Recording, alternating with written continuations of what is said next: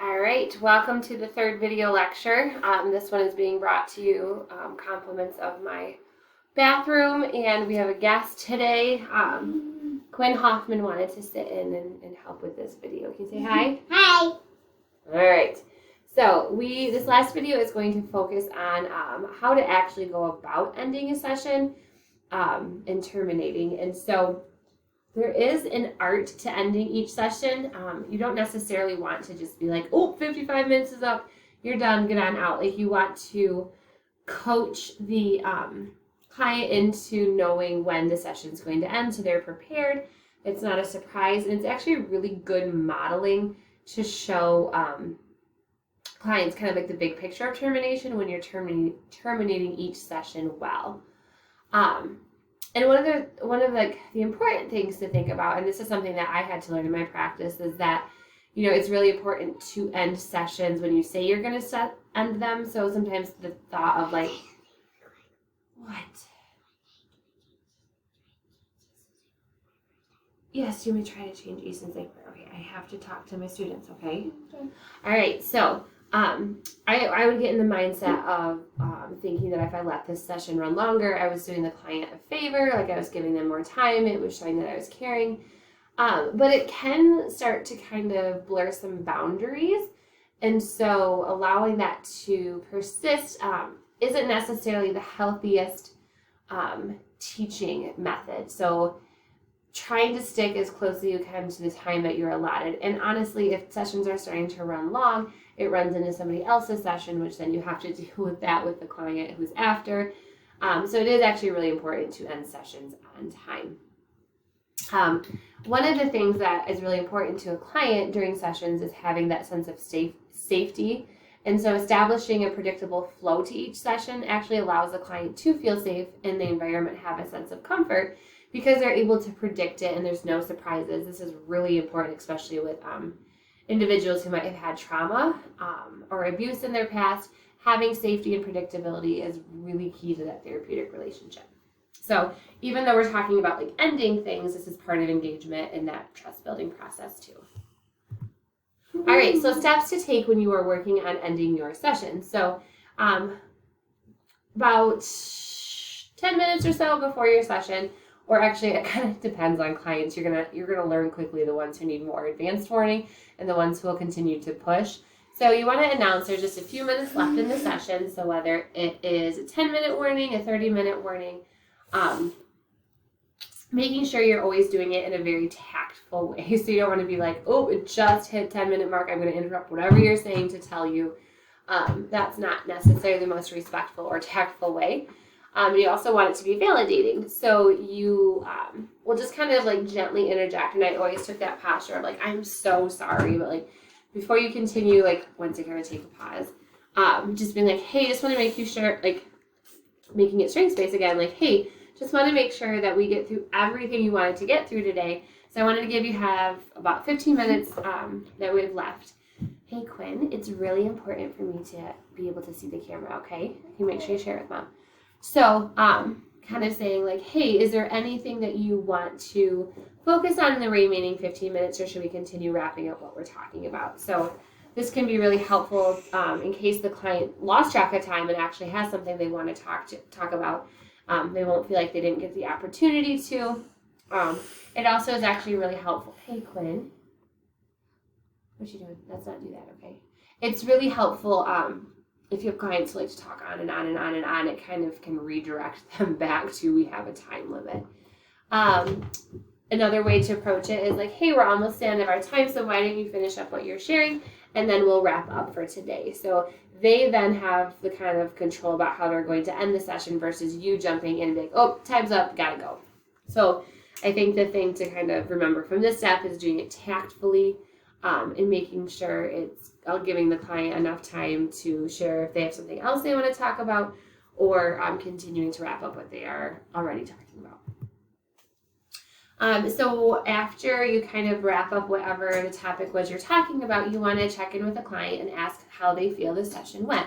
Validate their feelings, reflect any discrepancies, Like if they're like, it went horrible, and maybe like 5 minutes ago they just told you you were like the best therapist ever. So you can reflect that and be like, hey, I appreciate you being honest that, the session felt like it went really horribly. Earlier you had mentioned that you had felt like I was the best therapist ever. So that kind of doesn't line up together. So in order for me as the best therapist ever to make the session feel more purposeful and not horrible, is there something that we could have done different? So kind of reflecting back if that would happen to come up. You can summarize the highlights of what they've accomplished or talked about in the session. So it's kind of like reframing and summarizing. This is really important because it does foster trust. It shows the client that you were listening to what they were saying during the session. And so they know that you were present and were able to kind of retain. It allows them to know that when they come back next week, you have at least paid attention to what was being discussed, and that you'll be able to carry on their services. And you really want to make sure you praise their client, not like in a fake rah-rah cheerleader way, but really validating what went well, validating their ability to share problems, listen, whatever went particularly well, you want to highlight on that because that will motivate them to come back. Now, it might have been a really horrible session, and there might not be a lot to praise, and you can simply just go back to that very basic fact of, hey, you showed up today, you stayed the entire time, I appreciate that.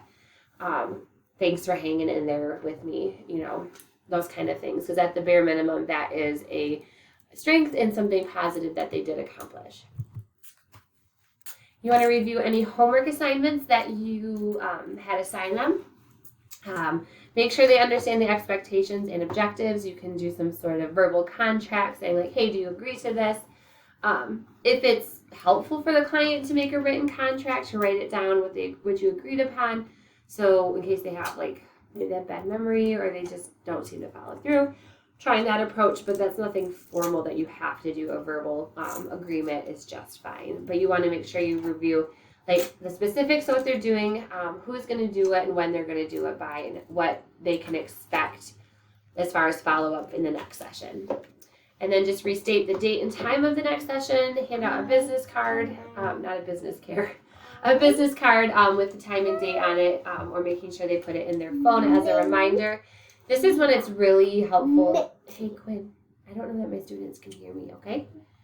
That it's really helpful if you schedule the same time and date every time because it makes remembering the next appointment much easier. I would strongly suggest always making sure your client leaves with an appointment on the books. Having them leave without it and having them I'll call you to set one up, or I'll have the receptionist do it, allows the client to avoid scheduling. They might get distracted. They might have a child who takes their phone or takes them for their task at hand. And so they might have good intentions of scheduling, but it can easily slip some people's minds, especially with clients who might have symptoms of depression or amotivation. It might be really hard to take that initiative to set something up. So taking that piece and doing it with them can be really powerful and help with follow through and good attendance. After all of that is done, you can do another check-in if it feels appropriate. Otherwise, you thank them for coming in and then walk them to the door or to the receptionist, and then you have finally ended your session. So, in summary, and this is the stuff that you're going to want to make sure that you model in your video number 2, you're going to have to demonstrate the ability to do the termination of a session. So you're going to want to announce that the session is coming to an end. So whether it be, we got 5 minutes, 10 minutes. I wouldn't do 5 because that's really rushing to do all this stuff. I would give them a heads up at 15 to 10. Okay, if you bit your tongue, maybe Daddy can help you. Otherwise, I'll help you when I'm done. Okay. So after you have announced then and wrapped up the topic they were talking about, you want to check in with the client to see how they thought this session went. Your hope is they're going to tell you that you're amazing and brilliant and it went great, but if you didn't, you just kind of problem solve around and validate the things that they didn't feel great about. Ask them if there's something you could do differently next time, or how would they like it to be done. Because sometimes they might just be rascals and pointing out things that aren't necessarily true in order to be resistant in therapy. So I'd always just ask them, what would you like to see differently, instead of asking, what can I do better? Because sometimes it's not us, it's them just projecting some of their stuff onto us. So saying, what would you like to see differently next time, and go from there.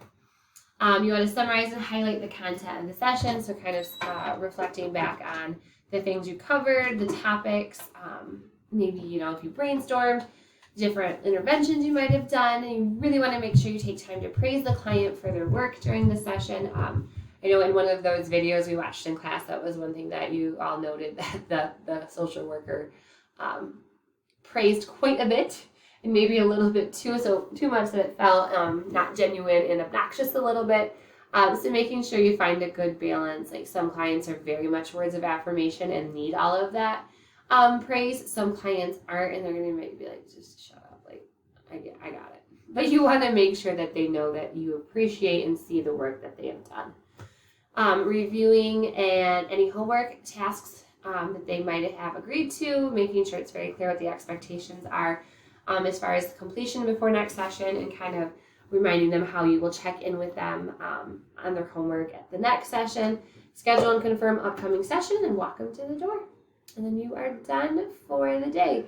But then reality hits in the social work world, and you have to go write a case note, which is always really interesting for the social workers and on termination. Like, your session might be done, you've done all of these steps, but you are still a person, and you might be a little bit mentally fatigued from the encounter, because this is hard work. And so jumping right into like thinking down and making a clinical case note can feel really overwhelming.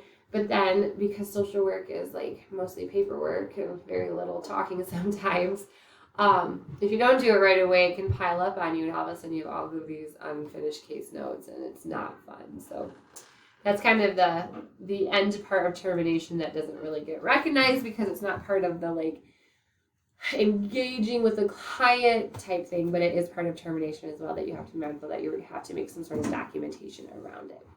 And you'll figure out that style for yourself, whether you write things down so you're able to then go back and put them in a case note. You might be a person who needs to take a space and take a breath before you can like dive into clinical notes, or you might be a person who's like, if I don't do it now, I will never remember what we talked about. So you'll figure it out. It's fun.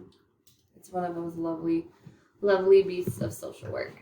So there's termination. We are now done with all of our stages of the general method. Thank you for listening to me talk on quite a bit. I don't know that I've done 3 videos on a stage for a while, but it just shows that there's a richness to termination, one that I think needs to be celebrated and not just kind of brushed over like, oh, we're done, get out the door. Like, there's so many layers to termination to be mindful of. So the end, and there you have it. Quinn, want to say bye? Bye! What do you want to tell them? I love you guys. Oh.